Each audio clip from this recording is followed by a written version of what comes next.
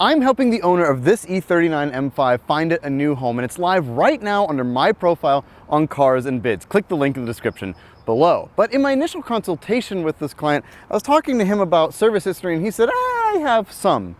It turns out he has every piece of service documentation dating back to when this car was the new hot thing in 2000. From its original order form to its most recent service by the experts at E39 Source, all 45,000 miles of this car's life have been thoroughly documented, and that makes it a perfect candidate to find out how much it costs to own an E39 M5. In today's video, we'll break down the 3 most expensive years of maintenance, talk about the averages, cost per mile and cost per year, and then we'll take this thing out for a drive and find out what a car with 1/5 of the miles of my car drives like. Jumping into the service history, naturally I made a spreadsheet for this car, and I'm going to be referencing that instead of the physical service documentation itself, though I will overlay it, of course. But one thing I wanted to note before we jump into this car is that this car is 26 years old now, meaning we've experienced a lot of inflation since this car had, well, services performed early in its life back in 2000. As a matter of fact, we've experienced 93% inflation since then. As a result, I decided to adjust everything to inflation to make it more easy to determine what actually were the most expensive years of ownership. So keep that in mind. I'll give the nominal numbers too, and then I will give the inflated number as well. And we begin with the 3rd most expensive year of ownership history, and that was 2006. This car began the year with about 20,000 miles on its odometer, and the first service occurred in May of that year at 21,841 miles. It started with relatively basic service, getting an engine, oil, and filter change, but then there were some kind of oddities that popped up. One was that the interior rear view mirror was replaced. Now, if you know your M5s, you know that these interior rear view mirrors are self-dimming, along with the exterior mirrors. They're also filled with this fluid. Now, when a sensor is hit with light, it determines that it needs to dim, and an electric current is passed through it, which dims the mirror. These seals are known for failure, and actually this car is experiencing it again, and it will need to be done at some point. But at the time in 2006, instead of having it repaired, they were simply replaced. Nowadays, it's much easier and much more cost-effective to have them repaired, so people do that. But this car experienced a very famous problem kind of right off the bat. In addition to that, the rear cup holder was replaced. In 2000, you could get a rear cup holder on the M5s. You couldn't get it in later models, but you could in the early 2000s. And the FSU, the final stage unit, which is part of the climate control, that was replaced as well. These often fail, and when they do, all of the fans are on the car. It's very irritating. I've had it happen to me once before, but it's a relatively easy replacement, and it was done here. The total cost for that service came to $1,153.16 back in 2006. Then the car was driven for 7 months with nothing being done at all. The next service was in December at 24,188 miles, where the car got power steering hoses and appropriate hardware replaced, the rear main seal was replaced, and the clutch was replaced as well. I suspect that it was slipping, or maybe someone didn't exactly know how to bed it in properly. Maybe they're driving it too hard initially, so it wore prematurely. Who knows exactly, but that was replaced along with the drive belts. Naturally, that's where the bulk of this service comes from. And the total for that particular service was $3,137.82. Shortly thereafter, the battery was replaced as well. That was $160.50, bringing the total to $4,451.48. Adjusted for inflation 20 years later, that cost comes to $7,353.33. Naturally, having to replace a clutch is not a common service item, and when it happens, it is very expensive, so it's not at all surprising to see that it was particularly expensive in this car's case. But it was done in 2006. This period of the car's service history is pretty interesting because, of course, it falls right in the heart of the recession. In 2008, when it hit, you could tell spending money in the M5 wasn't necessarily the biggest thing this owner wanted to do. Just $453.80. That's all they spent adjusted for inflation in 2008. And well, you kind of understand why. Moving into the modern era, the 2nd most expensive year of ownership of this car was 2022, and this car's odometer touted just 38,310 miles. For this service, a PPI was performed, and the owner at that time decided what they wanted to do with the car, what items they wanted to have completed. The first thing they did was have the pinion shaft seal clamp replaced. Then they added new tires, Michelin Pilot Sport 4S's, what you see on it now. Those were mounted in balance, and alignment was performed. The valve cover gaskets were replaced, the thrust arms were replaced, the exhaust mounts were replaced, and the front swalings were replaced as well. Some other services were done on the driveline. The flex disc, sometimes called the Jubo, it sits on the drive shaft, that was done, and the bumper wedges, better known as the pork chops on the front, were replaced with aftermarket units. The total for that service, with the PPI included, comes to $3,941 But the servicing doesn't end there. While that service was performed in June of that year, in September of that year at 38,566 miles, not much later, the rear brake rotors and pads were replaced along with the wear sensors, and a coolant temperature sensor was replaced. The total for that service came to $1,289.08, bringing the total to $5,230.63. But adjusted for inflation, we have experienced some since then, 14% to be specific, the total came to $5,952.07. Now, there were some services relatively close to that, but ultimately that one stuck out just enough to be the second most expensive year in this M5's past. And that brings us to the most expensive year in this M5's past, and luckily it comes relatively recently with the gentleman who owns this particular car. In January of 2025, he, at 43,310 miles, had the engine oil and filter replaced. Good place to start. Then he had the transmission fluid and the differential changed. Also good. Then the hood and trunk struts were replaced. These commonly fail and make the hood or trunk hard to open, so it's nice to see that those were done too. The battery was replaced and alignment was performed, relatively normal stuff, and then everything else was kind of small. The CD changer was jammed, so that was unjammed. The windshield washer hose had a leak, very common on these cars too. Everything there sits next to the engine bay, gets hot, it cracks over time, and the windshield washer pump was also replaced. The last thing that happened up there was the windshield cowl was replaced. This plastic, again, is exposed to both the engine and the sun, so it gets a lot of heat, and as a result, they kind of crack and break down over time. All of that was replaced, and the total for that came to $2,741.08. And then in March of that year, the owner took this car to E39 source and did an upgrade that is so important and everybody should do with one of these cars. They added a Blue Bus. This is a Bluetooth module that plugs in directly to where the CD changer is. You lose your CD changer, but the functionality you get for these cars is amazing. Bluetooth connectivity for your phone so that you can take calls, or you can stream your music, the most valuable part. You get nice benefits like triple blink turn signals, lots of cool stuff, and it just plugs right in. It's awesome. I highly recommend them to everybody. A digital DSP cable, which is necessary when you add that particular unit to this car, was also installed, and that total cost came to $371.19. Not particularly expensive, but man, it makes a world of difference living with one of these cars. I have one in my personal M5. But in the words of Al Pacino, I'm just getting warmed up. In November of 2025, at 44,276 miles, this car went in for some serious service. We start with the brakes. As you recall, the rear brakes were replaced not too long ago before that, but it was time to do the fronts as well. The front brake rotors, pads, and hardware were all replaced, and a critical upgrade was made. Turner Motorsports stainless steel brake lines were added to this car. This is a common failure point on E39s, and it's something that for safety, everybody should do. If not Turner Motorsports, then some version of stainless steel brake lines should be added to your car, both at the ABS module and the actual brakes themselves. I pictured them in the listing so you can see them, but a great upgrade to have. In addition to that, the brake fluid was replaced, which is great, and the upper control arms were replaced as well. Naturally, when you do those, an alignment has to be performed, which was done here, and then it was time to tackle the drive line. Of course, that means removing the exhaust. This car has an entirely stock exhaust system, so it's not particularly easy, but once that was out, driveline service was underway. The center support bearing, the CSB on the drive shaft, was replaced.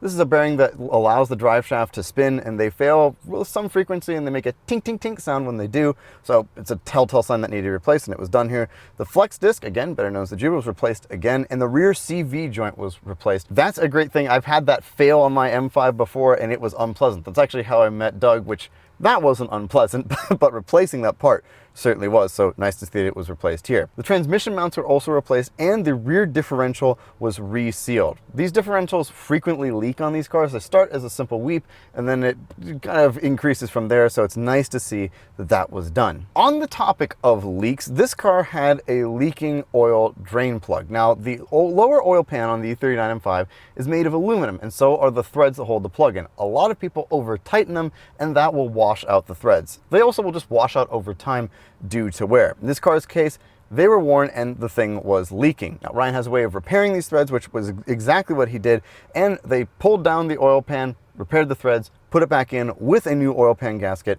and that fixed that. Initially, when I started working on this car, I noticed that there was some oil in the belly pan, but when we had it pulled down at E39 source so that I could inspect everything, there was no oil to be found. I looked at it with the mechanic as well. It looks like it was just residual oil because everything under there was super dry, as you can see in the pictures on the listing. But naturally, with oil and BMWs, there's more to do. The engine oil and filter were replaced, naturally, and the upper oil separator hoses were replaced along with the oil filter housing bushings. There were some additional leaks though. The low pressure power steering hoses were leaking, so those were replaced in addition to the power steering reservoir, and of course the power steering reservoir bushings. Those tend to sag too, and there's a little hole on the power steering reservoir cap. This can spit fluid out, and well, that's yet another leak in the power steering system. It's complicated on these cars, it's irritating, but luckily all of that was solved, so no more leaks there. The next thing that was replaced was the fan and fan clutch on this car. Now this is a really important item to replace because if the fan clutch fails, which they do regularly, you can destroy the fan itself, sending it through the hood and damaging the hood. I've seen this on a number of occasions. It's really unfortunate when it happens because it's a really easy thing to replace and you just hate to see it. So in this car's case, I'm really glad that that was done. The rest of the services to this car were relatively minor. The famed seat twist, which occurs when the cables that adjust the seat shrink, it's a very easy fix, but that was done on the driver's seat. That was remedied. The blue bus was diagnosed. The owner was having difficulty connecting to it. Ultimately, no issue was found and things were just reset, and that was all good. The wiper arms are realigned. They were slightly out of alignment, or I think they were slightly up from when the car had last been serviced, when the cowl was replaced and they were removed, and a C43 radio module was installed. This is a more updated radio module for this car and just makes it a little bit easier to live with in terms of the electronics. That's a lot of stuff. I need a breath after all of that, but what can I say? The guys at E39 Source are very thorough, and the total for that service came to $9,133.06. Now we have experienced a little bit of inflation since then, about 3%, bringing the total adjusted number for this car to $12,667.17 spent on maintenance in 2025. That is a big number, but it's a testament to how well this car has been cared for. And one thing I have noticed with every year of services that, well, there are only 3 years in which this car didn't have a service done: 2013, 2018, and 2020 due to COVID. Every single year, though, this car had some sort of service done to it. And, well, it's time to jump in and talk about the averages to take care of an M5. Ah, yes, the averages. But let's first talk about the total. So the total nominal cost, just adding every number together, comes to $47,941.38. But adjusting each year for inflation individually and then adding them all together once that's done, brings the total cost of ownership of this car over its 45,000 miles to $62,232.24. Now, again, if you average that out over 45,000 miles, that means it has cost its owners $1.38 per mile, adjusted for inflation, to drive this car. That's an average total annual cost of $2,393.55. So yes, it does certainly sound expensive, but when you average it out over all the years of ownership, given that this is a 23-year-old performance car, that's pretty normal. About $2,500 is usually what people should be factoring into owning a high-performance car and keeping it nice. This car, of course, benefits from having had a warranty from 2000 till 2004, meaning that those costs were relatively minimal. But it's clear in 2005, with the first over $3,000 service, adjusted for inflation, that's right where the warranty ended. It's not an inexpensive car to take care of. The sky is blue, the grass is green, everybody knows that. But to be honest with you, $1.38 does sound on the high side, but about $2,400 a year, that sounds pretty normal. And of course you're thinking, well, $62,232, that must have been about what this car cost new. Well, I can answer that exact question for you because I happen to have the original order sheet for this car. And the actual total for this thing, when it was brand new in 2000, it cost $79,039.16. But as I've done a lot with this video, adjusting that for inflation brings this car's price to $152,854.94. Now, when you compare that to the base price of a new M5 at $123,000-ish, this was a really expensive car in 2000. It does make sense though. In 2000, that was the first model year the M5 was offered in the United States. The car was already being sold in Europe, and so these cars were really hot when they landed on US shores, meaning that if you had one, it was a really big deal. But again, what makes this one so cool is that I can go back through its entire history and see everything. There's even a beeper number for the salesperson who sold this car brand new. That is the level of documentation we're talking about. And it's also kind of cool because, yes, this is a low mileage M5. Finding one with less than 50,000 miles on it these days is pretty difficult. But the cool thing about this one is, like I mentioned, it's been serviced annually its entire life in essence. So this hasn't just sat around in a collection. It's been used, it's been driven, and it's been kept up to date, which is really great to see. And so now it's time for me to hop behind the wheel and experience what one with 1/5 the miles that mine has on it, and one that costs $1.38 per mile, drives like. My happy place. Behind the wheel of an E39 M5. This is the lowest mileage M5 I've ever driven. I've always been a proponent of having a higher mileage car because it just sort of means that things have been replaced. A lot of low mileage cars just sit around, they don't really do much, and then as a result, they don't actually drive all that well. But that's not really the case with this car. What makes this one so unique, and why I really wanted to showcase this one, is that it's been used its entire life, which is really cool. All the service documentation, all the way back to brand new. I'm actually kind of surprised at the level of documentation this car has. You don't really get to see an M5 with complete documentation all that often. So for me, it was a delight going through it and seeing it all there every single year. Really cool. But as I've matured, I have realized that there's a real appeal to low mileage cars, and that is condition. Now, everybody's gonna ask, what color is this car? Because it looks like Avis blue or something like that, but no, the exterior color of this car is actually jet black. This car has a vinyl wrap. The guy who bought this car originally didn't want a black car, but this one came up, and due to the condition, well, he felt that he had to have it. And as a result, he wanted to protect the paint because it was in good condition, so he had it PPF'd in a tinted PPF, which is exactly what you see. The PPF that's used on this is very good quality to my understanding. Of course, I have pictures of the car from earlier in its life, which is great. We can see exactly what the paint looked like.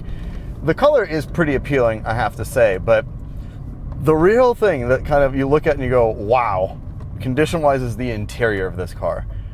It is so nice. The wear on the driver's bolster is so minimal.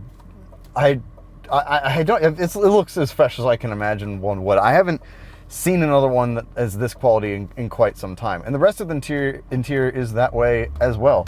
All of the touch points have very minimal wear on them. From the stitching on the dashboard is nice and straight. The rear seats genuinely look like nobody has ever sat in them. I mean, that's just what you get with a car with 45,000 miles on it. My car is at almost 255,000 miles, or 56,000 miles now, which is crazy. At 258, I will put 100,000 miles on it myself. But again, that's almost 5.5 times the mileage on this car. So what are some of the differences I notice in terms of driving? Well, the immediate thing that I noticed right away is the transmission. I have a BMW E60 545i short shifter in my car. And in addition to that, I have a USSR dual shear selecting rod. So some small upgrades to just kind of prolong the niceness of the shift. This has a stock shifter, which just, I haven't driven in a long time and it feels really different. It's definitely, it's a lot longer, but it's easier. You can shift it with kind of like 2 or 3 fingers like this, which is very different. But the real thing I notice is the engagement in the gears is much crisper and tighter than my car. That is irritating because it feels really nice. Next thing I noticed is the steering. Obviously, this being a pre-facelift car, the steering wheel itself is different. It got this kind of bigger 90s airbag looking steering wheel. I kind of like it. It's a weird shape, but I dig it and I think it's kind of cool. But it is very compromised because the way the airbag kind of bulges up, you can choose to either see the information on the display or the tops of the gauges, but not both. But that said, what it's attached to, the steering, I forgot how light the pre-facelift cars are. I've driven a couple of 2000 M5s and they all feel super light. Yeah, it's just really light. It still feels nice, still feels like an M5, but definitely lighter than what I'm used to. But speaking of things I'm used to, I would notice the engine in this car of mine do not feel that different, which is to say this engine is very, very healthy. Oh. Oh, long live the S62. Wow, that feels great. Let's drop it in gear. We'll go. All right, here we go. Yeah, very eager. The engine feels very happy. I have to say, not that different to mine, which I think is actually a compliment more to this engine. The reason being is I have refreshed the Vanos units on my car. I have refreshed the rod bearings. I've done like everything you can do to an S62 short of a rebuild. And this engine feels just as happy and tight as mine does. This feels really great. Sounds awesome. The throttle response is razor sharp, exactly what you expect from an S62, and it's glorious 8 ITBs. But this car feels really nice, very impressive. The drivetrain feels nice. I will say it's, on stock exhaust, just like my car, very quiet. Yes, you can put an exhaust on this car, but with 45,000 miles on it, like an uncut, unmodified exhaust, that's just leave it alone. Whoever buys this car next, just leave it be. It's nice to experience one that's totally stock. Let's break down some of the other components. So I mentioned the brakes. The brakes in this car do feel excellent. As the service history shows, new front and rear rotors, new front and rear pads, new brake wear sensors, the upgraded stainless lines from Turner, all really good stuff. It does not have the E65 brake master that I have, which is a nice upgrade for M5s. But that said, the brakes feel really good and very tight on this car. I don't notice anything that is that difference in terms of the actual braking performance compared to my car. They're set up very similarly, so not really much of a surprise there. The suspension is the biggest difference I noticed between my car and this one. This has original Zax shocks at all 4 points. Mine has Koni yellows. The Konis are just a more modern shock, and they give you great ride control, great ride comfort, but good road holding. This car rolls quite a bit more. I do definitely notice that. That could be a combination of the fact that these are 23-year-old struts, but also I've noticed in most cars that I've driven with the Zax, they just don't drive quite as tightly as my M5 does. That said, they are extremely comfortable. This definitely fits the ethos of big highway bruiser. It feels like an M5. That said, this could be an upgrade that an owner might make in the future. I think that they do make a big difference, and there are less expensive alternatives to replacing the stock shocks, which is, again, what I decided to do with my Koni yellows, but it's very comfortable. They just absorb the bumps. I think this car rides better than mine does. And that's kind of the trade-off that I decided to make there. But I have to say, it drives really well. But again, I keep coming back to, well, what is the big difference between your car and this one, given the mileage? And I've got to say, it's just condition. Everything in this car is really lovely. Yes, there are a couple of things I would do. The mirror I would certainly address, and also the navigation screen, little things. All of it's disclosed in the listing and stuff like that. But in general, just the condition is unbelievable. I mean, the seats, like I said, they look brand new. Yeah, this is a lovely place to be. The reason the guy who owns this car is selling it is because he has too many other cars. He has an M5 Touring, he has an F90 M5, an X5M, a Porsche 911. He's got lots and lots of fun cars. And he loves the E39 M5, but just doesn't have room for it and can't drive it as much as he would like, given how many cars he has. So he's passing this one on to the next owner, which, whoever ends up with this car, it's just a nice M5. Leave the wrap on, pull it off, whatever you want to do. I have to say, I don't know. It makes me think about maybe I should have bought a lower mileage car, or maybe I should have sold my M5 at some point and bought a lower mileage car. But I love my car too much to do that. But it's nice to know the similarities between the two, even the chasm in mileage. Just the E39 M5 is a really solid platform. When you refresh them, they have so much longevity, and when you get to see one in really nice original condition like this, it's very satisfying. And ultimately, at the end of the day, plenty of performance on tap. It's still a very fast car. You can just imagine what it was like in 2000. It's been my favorite car for a long time, and it's a pleasure to represent one with such low mileage on such a nice example like this. Man, Long live God's Chariot. Woo! And there you have it, another data point to compare with the mighty E39 M5. Realistically, this car costs what I tell most people performance cars cost to own per year, so it's not necessarily surprising. But the benefit of this one is that with just 45,000 miles on it, the condition of it is truly astonishing. The condition of the interior, it just makes me really jealous. And if you want to make me jealous, you can give this M5 a new home, only on Cars and Bids. Thank you all so much for watching, and I'll talk to you very soon. Goodbye.